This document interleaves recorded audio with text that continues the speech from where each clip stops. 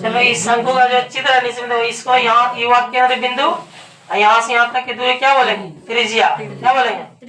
त्रिज्या को और सूचित किया जाता है वो यहाँ पर लिखा दिया गया। आएगी जो ऊपरला शीर्ष है बिंदु यहाँ से यहाँ तक के बोलते हैं ऊंचाई। इधर भी है ऊंचाई है लेकिन इसको बोला जाता है तिरछी ऊंचाई जो यहाँ पे लिखे हैं। एल को क्या बोलेंगे? या तो तिर्यक या तो तिरछी ऊंचाई। अब की तीनों में से जो है कभी कभी दो का मान दिया होता है, एक का मान निकालना पड़ता है। क्यों? क्योंकि जैसे देखो अगर यहाँ आयतन बोलेंगे आयतन में देखो आर और एच है ना, एल नहीं दिया हुआ तो वहाँ सवाल में क्या रहेगा कि एल का मान और एच का मान दिया रहेगा, त्रिज्या नहीं दिया रहेगा। तो त्रिज्या को निकालने के लिए त्रिज्या वाला पहले फॉर्मूला लिखना पड़ेगा। आयतन में क्या चाहिए हमको? त्रिज्या चाहिए कि नहीं चाहिए? उससे वर्क पृष्ठ का सूत्र क्या होता है? पाई आर एल। इसमें देखो क्या आर और एल दिया हुआ, ऊंचाई है क्या इसमें?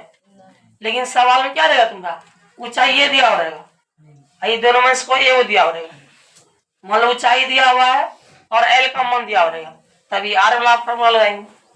ऊंचाई दिया हुआ रहेगा और आर दिया हुआ रहेगा, तब कौन सा फॉर्मूला लाएंगे? एल बराबर लाएंगे। इसलिए तीनों सूत्र पहले याद करना पड़ेगा तभी सवाल बनेगा, नहीं तो बनेगा ही। एल बराबर क्या होता है? Under root H square plus R square. L सबसे बड़ी भुजा होता है, जो समकोण त्रिभुज होता है वहाँ पे जो एच होता है वही यहाँ क्या बन गया? एल बन गया।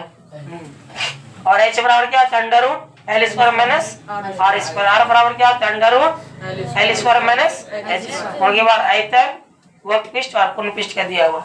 ठीक, अब गोलावली अभी सूत्र दिखाते हैं ताकि 3-4 दिन हो सकता है चैप्टर नहीं खत्म होगा, कम से कम उसका सूत्र तो याद रहेगा, इसलिए गोलावला अभी लिखाते हैं।